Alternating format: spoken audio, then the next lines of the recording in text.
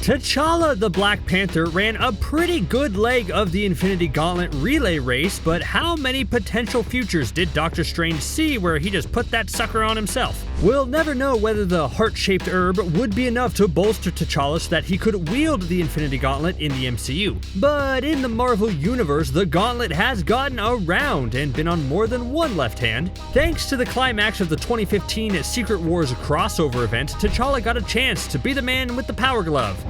I love the power glove. It's so bad. There are two super soldiers bouncing about in the Marvel Universe that can be counted on to do the right thing even if the right thing is hard.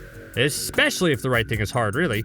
The Star-Spangled Man with a Plan and the Ruler of Wakanda both have a habit of running headlong into the most difficult-to-do good thing they can find. It's that kind of reliability that you want to lean on if you have to enact a plan to save the multiverse and defeat a supervillain that was never easy under normal circumstances. In comics, multiverses come into being as a way to tell alternative stories or refresh characters free of decades of canonical stories, allowing new readers a fresh point of entry. The trouble is that eventually all those multiverses get messy and something has to clean them up. Over at the distinguished competition that usually manifests as a crisis, in Marvel it was the Secret Wars that brought the main 616 Marvel timeline face to face with 1610, Marvel's Ultimate line that housed favorites like Miles Morales. How that all happened is comic book complicated. Essentially, the Beyonders, extra-dimensional omnipotent beings who exist as complete realities within themselves, set a timer on the multiverses in the form of Molecule Man. Whenever a universe's Molecule Man tapped out, so did the universe. Doctor Doom got wind of this. There were shenanigans. All but one Molecule Man was killed, and Doom used that one to harness the powers of the Beyonders while scrunching all realities into a ball that he would rule over.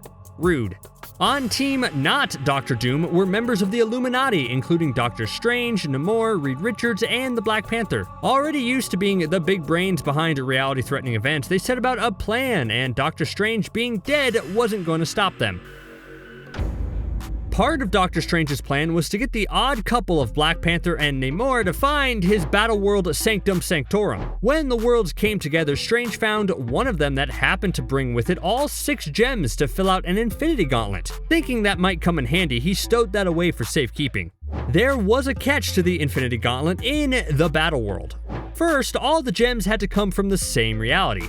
Then, the gauntlet would only work when you're on the part that reality contributed to the Battleworld. Conveniently, this Infinity Gauntlet just so happens to have come from the same place that Doom set up his capital. Meanwhile, the Spider-Mans from 616 and 1610, Peter Parker and Miles Morales, find out that the source of Doom's power is the one remaining Molecule Man, who is a pretty hungry fella, cause he asks whoever shows up if they brought something to eat.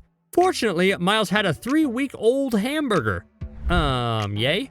With the web swingers getting this skinny on how Doom is so powerful, and one of the noblest characters in the Marvel Universe geared up with its most potent weapons, the stage was set. Well, sort of. T'Challa likes to be thorough, so before hopping through the teleporter that Doctor Strange also provided, T'Challa went and broke down the barrier between the lands of the living and the lands of the dead, and T'Challa had his undead army.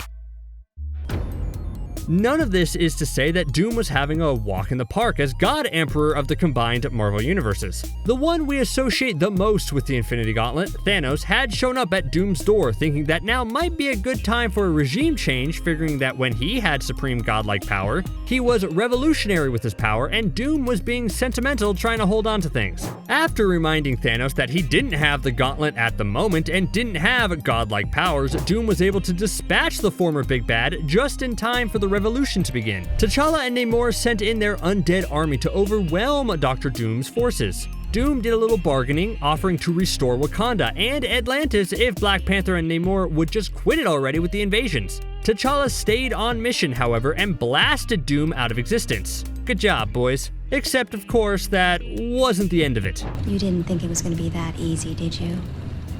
You know, for a second there?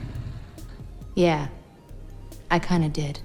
Dr. Doom de-gooed himself and got into a punch-em-up with the Black Panther, which ended when Dr. Doom caught a swing from the gauntlet and gave it a crush. Game over. Bad guys win, right? Turns out, no. T'Challa and Namor's attack was only a diversion so that Reed Richards could have a moment with Molecule Man. In the end, Franklin Richards, son of Reed and Sue Richards, who was mind-blowingly powerful all on his own, had to create new universes and mix them up with a little bit of Molecule Man and then have his dad huck them into the cosmos. The moral of the story is always carry snacks in case someone is hungry. Miles Morales gave Molecule Man a 3-week-old pocket hamburger, and rather than being zapped away with the rest of the Ultimates universe, he was placed in 616. Carry snacks, people.